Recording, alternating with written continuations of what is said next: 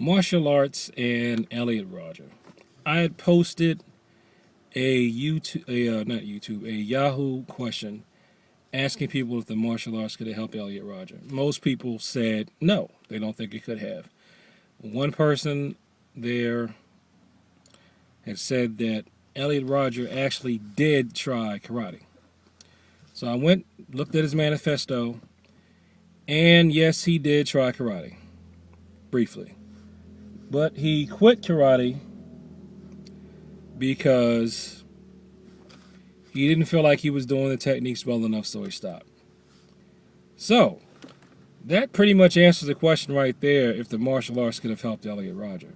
What do you would think? I think, and this is what someone else had posted there also, if he had been put into it when he was younger, like, 3, 4, 5, 6, if he'd been put into it from very young, it probably would have helped with any hand-eye coordination issues he'd have had and made him get more physical confidence, which in turn probably would have helped his mental confidence, which could have in turn, help him get more of a way with women. Perhaps if he'd learned a martial art, he would have developed a more of an appreciation for different cultures of the world, which could have let him get more of an appreciation of himself. If he was forced to interact with different people through martial arts, he wouldn't have developed the racist attitude that he had. Because it's clear in his writings that he developed a self-hating, very racist attitude that gave him this weird sense of narcissism that he in turn took out on the rest of the world when he couldn't take it that the world wasn't going the way that he wanted it to. So, I don't think it was just mental illness. The reason why I mentioned martial arts and Elliot Rodger in the same context is that a lot of times people think that the martial arts can be a cure-all for anything that ails them.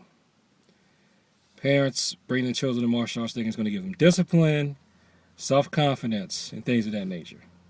Well, I think it can and it can't. I think if you come to it and you want to get that out of it, you're going to get that out of it. You have to invest that into it, and then you'll reap that. I think it's definitely going to be a reap what you sow type thing. I think if you just expect to sit back passively and let the martial art, or anything for that matter, do it for you, then it's not going to happen. So, at the same time, I've seen people with disabilities take martial arts, and it's helped them fine. Physical disabilities, mental disabilities, people with health problems, even, possibly people with mental illness, they have depression, it help ease depression. But that's because that's what that person was seeking out. One martial artist that I know said he felt that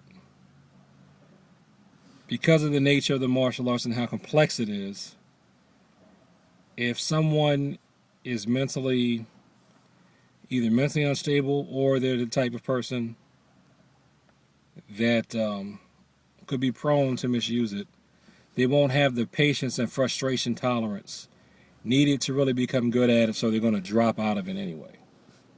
They'll just stop doing it. They won't continue on. They won't work through their frustration. So, in that instance, and look at what Elliot Rodger did. He took it for a while.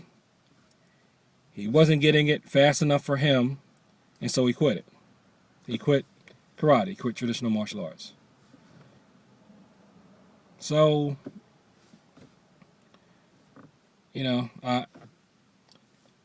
I think what parents could do is if they see their child maybe has some kind of frustration problem or social problems from when they're young, put them in the martial arts early.